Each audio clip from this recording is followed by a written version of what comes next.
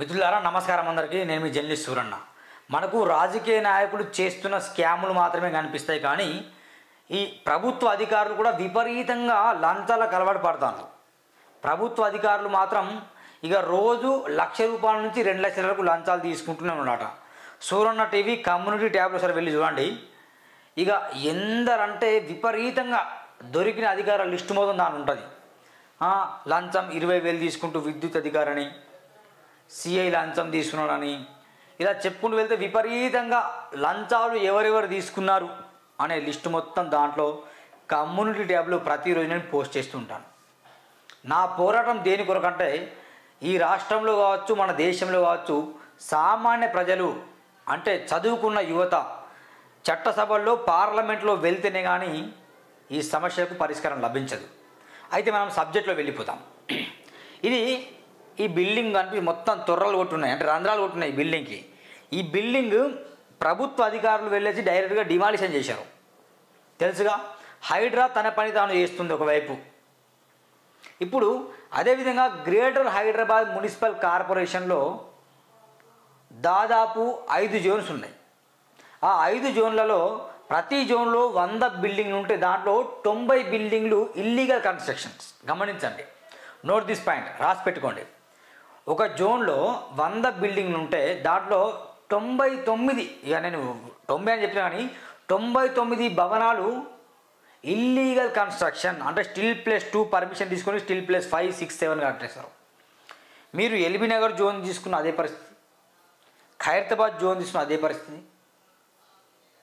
Secunderabad zone తీసుకున్న అదే పరిస్థితి. ఇక ఏ జోన్ ఉన్నా, చార్మినార్ జోన్ అయితే ఇంకా విపరీతంగా, అక్కడ మాట ఎవరి మాట రాళ్ళు. ఇక చార్మినార్ జోన్ అదే పరిస్థితి.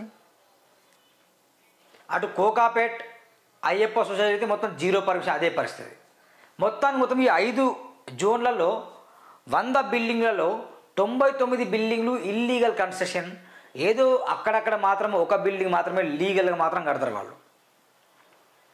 ఇంత ఘోరంగా ఇల్లీగల్ కన్స్ట్రక్షన్ జరుగుతుంటే ప్రభుత్వ అధికారులు ఏం చేస్తాను, ప్రభుత్వ ఆదాయాన్ని గండి కొడతాను. ఇక రేవంత్ రెడ్డి ఎప్పుడు అంటాడు అప్పు ముడతలేదు అంటే అసలు హైదరాబాద్లో ఇన్కమ్ సోర్సెస్ విపరీతంగా ఉన్నాయి. నేను గతంలో 2 రోజుల క్రితం వీడియో మాట్లాడినా.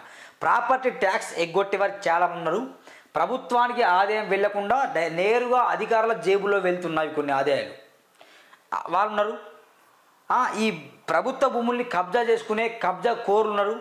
వీళ్ళ వల్ల ప్రభుత్వ ఆదాయానికి గండి పడుతుంది. వీళ్ళు బరాబర్ కనుక పర్ఫెక్ట్గా ఉంటే, పరిపాలన పర్ఫెక్ట్ ఉంటే, అధికారులకు వెళ్ళాల్సిన లంచాలు, అధికారులు కబ్జా చేసిన భూములు అవన్నీ ప్రభుత్వ పరిధిలో వస్తే ఖచ్చితంగా తెలంగాణ రాష్ట్రంలో ఉన్న అప్పు మొత్తం పోయి మిగులు బడ్జెట్లో ఉండే అవకాశం ఉంటుంది. ఇది నేను మాట్లాడుతున్న సబ్జెక్ట్. అయితే మా సబ్జెక్ట్ ఏటో దారి తప్పిపోతుంది. ప్రస్తుతం ఈ సబ్జెక్ట్ మాట్లాడతా. ఈ బిల్డింగ్ ఏముందా, ఇది స్టిల్ ప్లస్ 2 మాత్రం పర్మిషన్, కానీ స్టిల్ ప్లస్ 5 కట్టిండు అని అధికారులకు చాలామంది వెళ్ళి ఫిర్యాదు చేస్తే ఆ భవనాన్ని వెళ్ళేసి బుల్డోజర్తో డిమాలిషన్ చేసిండ్రు. ఇది నేను చూపిస్తా. ఇది ఉందా, ఇగో ఇట్లా డిమాలిషన్, ఇట్లా రంధ్రాలు కొడతారండి. ఇక్కడ ఏదో నామకే వాస్తే రంధ్రాలు కొడతారు. ఇగో ఇది ఉందా, మొత్తం రంధ్రాలు కొడతాను కానీ దగ్గర వస్తలేదు. రంధ్రాలు కొడతాను వీళ్ళు. ఇగో ఇట్లా రంధ్రాలు కొడతాను. ఎందుకంటే ఇది ఇల్లీగల్ కన్స్ట్రక్షన్. ఏంది సూరన్న ఇది ఇల్లీగల్ అంటే, ఆంధ్రప్రభ పత్రికలో బుధవారం ఫిబ్రవరి 5, 2020 ఈ న్యూస్ వచ్చింది. ఏ న్యూస్ వచ్చింది, ఇగో ఇది పైన రంధ్రాలు కనిపిస్తున్నాయి, మొత్తం ఇది కూల్చేశారు. ఇక్కడ గోల్నాక శాంతినగర్ మెయిన్ రోడ్లో కూల్చిన భవనం, పక్కనే నిర్మించిన భవనం. ఇది ఒక భవనం ఉంది, ఇది ఒక భవనం ఉంది. ఈ భవనానికి సంబంధించిన ఈ భవనాన్నేమో కూలగొట్టారు, ఈ భవనాన్నేమో వదిలిపెట్టారు అధికారులు. ఎంత ఘోరం చెప్పండి. ఈ భవనాన్ని కూలగొట్టినప్పుడు ఈ భవనాన్ని కూడా కూలగొట్టాలి కదా. యాజ్ పర్ రూలు రాజ్యాంగం అందరికి ఒకేలా ఉంది, చట్టాలు అందరికి ఒకేలా పనిచేయాలి కదా. మరి ఈ భవనానికి ఉన్న పర్మిషన్లు ఈ భవనానికి ఉన్నాయి. స్టిల్ ప్లస్ 2 మాత్రం కట్టాలి, కానీ స్టిల్ ప్లస్ 5 కట్టిండు. ఓకేనా. చూడు, అక్రమ నిర్మాణాల కూల్చేతలో అధికారులు వివక్ష చూపిస్తానని వార్తలు వచ్చింది. ముడుపులు ఇస్తే ఒకలా, ఇవ్వకపోతే మరొకలా. అధికారుల తీరు పట్ల ప్రజల ఆగ్రహం. ఇగో ఇట్లా ఈ భవనం. అయితే నేను ఈ భవనం గురించి ఇప్పుడు నేను మాట్లాడదలుచుకోలేదు. దీని గురించి సపరేట్గా మళ్ళీ వీడియో చేద్దాం. కానీ ఈ భవనం గురించి మాట్లాడతా. ఈ భవనం మొత్తం రంధ్రాలు కొట్టి డిమాలిషన్ చేసిండు, సీజ్ చేసిండు. అంటే ఈ భవనం ఇల్లీగల్ కన్స్ట్రక్షన్ అని చెప్పేసి 3 ఫ్లోర్లకు రంధ్రాలు కొట్టిండు. ఎందుకు illegal construction? According to GSMC rules ప్రకారం 168 జీవో ప్రకారము 600 గజాలు ఉంటేనే కానీ సెల్లార్ నిర్మించకూడదు. కానీ వీళ్ళు ఇదని సెల్లార్ నిర్మించిండు. స్టిల్ ప్లేస్ 2నే పర్మిషన్ తీసుకున్నాడు. అంటే 3 ఫ్లోర్ అదనంగా కట్టిండు. అంటే ప్రభుత్వ ఆదాయానికి గండి కొట్టిండు. అంటే ప్రభుత్వానికి నష్టం చేసిండు. ఇలాంటి నష్టం చేస్తే దుర్మార్గుడు మా తెలంగాణ రాష్ట్రంలో హైదరాబాద్లో కొన్ని వేల మంది ఉన్నారు. ఆ వేల మంది పర్ఫెక్ట్గా కనుక స్టిల్ ప్లస్ 5 పర్మిషన్ తీసుకొని కట్టుకుంటే కనుక ఆ ఆదాయం మొత్తం ప్రభుత్వానికి వెళ్తే అప్పు మొత్తం తీరిపోతుంది. ఇది ఒక మార్గం. ఇలాంటి చాలా మార్గాలు ఉన్నాయి. చూస్తున్నా 1 మినిట్ మీరు చూస్తుండే మళ్ళీ మాట్లాడదా. ఓకే, ఇది రంధ్రాలు కొట్టారు ఇట్లా. అయితే ఇప్పుడు నా క్వశ్చన్ మార్క్ ఏంటంటే ఎక్కడైతే రంధ్రాలు కొట్టాలో అక్కడ మళ్ళా వెళ్ళేసి ఇతనే మళ్ళీ నిర్మాణం చేపట్టిండు. ఇది పెద్ద జోక్ అంటే ఇక ఇది చూడండి. ఆయన నంబర్ కూడా ఉంది 8574434567. మిత్రులారా ఈ నంబర్ రాసుకోండి. మీడియా మిత్రులారా మీకు చెప్తున్న ఈ నంబర్ రాసుకోండి. అందరూ మళ్ళీ క్వశ్చన్ చేయండి. 8574434564 అనే నెంబర్ ఉంది. ఇక్కడ కమర్షియల్ షాప్ అట, ఫ్లాట్స్ అవైలబుల్ అట, 1250 SFT కమర్షియల్ స్పేస్ అవైలబుల్ అట, మొత్తం ఇక్కడ బెడ్రూమ్, హాల్, కిచెన్ అవైలబుల్ అని చెప్పి ఈ నెంబర్ ఇచ్చింది కాంటాక్ట్ అని. కట్టేదే ఇల్లీగల్ కన్స్ట్రక్షన్. ఓకేనా? 3 మిస్టేక్స్ ఉన్నాయి. నెంబర్ 1 అది ఇల్లీగల్ కన్స్ట్రక్షన్. అంటే స్టిల్ ప్లేస్ 2 పర్మిషన్ తీసుకొని స్టిల్ ప్లేస్ 5 కట్టడం మొదటి తప్పు. నెంబర్ 2 దానికి సెల్లార్ నిర్మించడం ఇంకో పెద్ద తప్పు. నెంబర్ 3 అది ఆల్రెడీ డిమాలిష్ అయిన బిల్డింగ్. అంటే ఆల్రెడీ ఈ బిల్డింగ్ మొత్తం నియమ నిబంధనలకు అంటే ప్రభుత్వ నియమ నిబంధనలకు విరుద్ధంగా ఉంది. ఈ బిల్డింగ్లో ఎట్టి పరిస్థితి ఇక్కడ ఉండకూడదని చెప్పేసి అక్కడ రంధ్రాలు కొట్టిండు. డిమాలిషన్ చేసిన బిల్డింగ్. ఈ 3 తప్పులు ఉన్నాయి.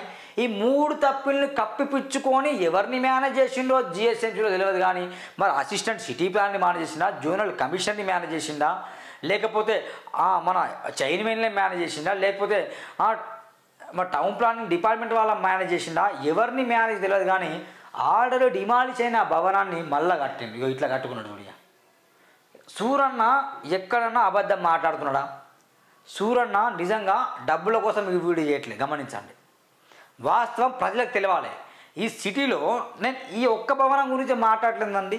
సిటీలో 100 బిల్డింగ్లలో 99 బిల్డింగ్స్ మొత్తం ఇల్లీగల్ కన్స్ట్రక్షన్. తద్వారా వరద వస్తుంది, ప్రభుత్వానికి గండి పడుతుంది, కోట్లలో గండి కడుతుంది, లక్షల్లో కాదు కోట్లలో గండి కడుతుంది, నీటి కొరత ఏర్పడుతుంది. మీకు తెలుసో తెలియదో వాటర్లో రోజుకు దాదాపు 20,000 వాటర్ ట్యాంకర్లు మొత్తం హైదరాబాద్లో తిరుగుతాయి. 20,000 వాటర్ ట్యాంకులు కేవలం అయ్యప్ప సొసైటీలోనే 5,000 వాటర్ ట్యాంకులు వెళ్తాయట. సరిపోవు.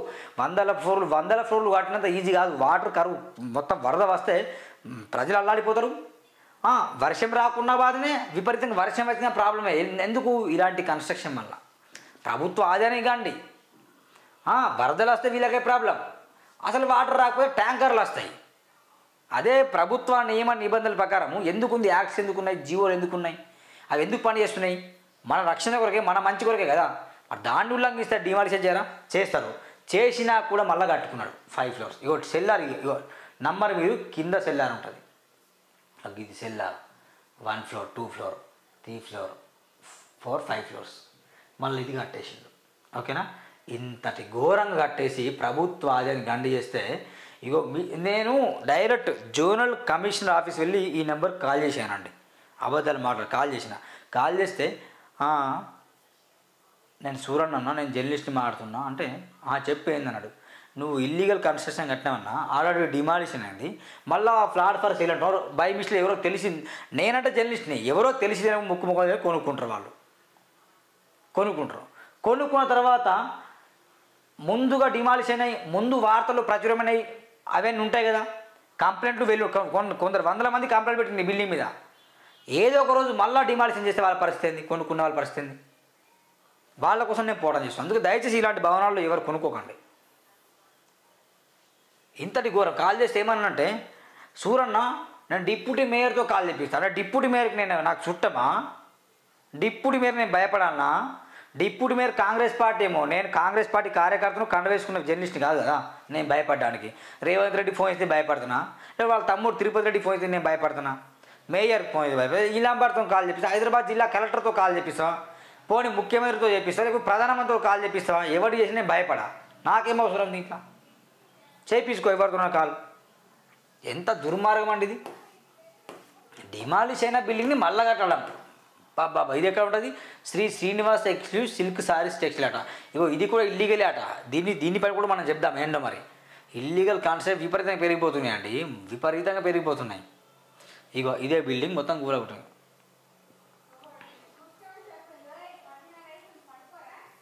ఇంత ఘోరం ఉంటుందా మిత్రులారా? దీంట్లో మీరు క్లియర్గా గమనించాల్సిన విషయం ఒకటి,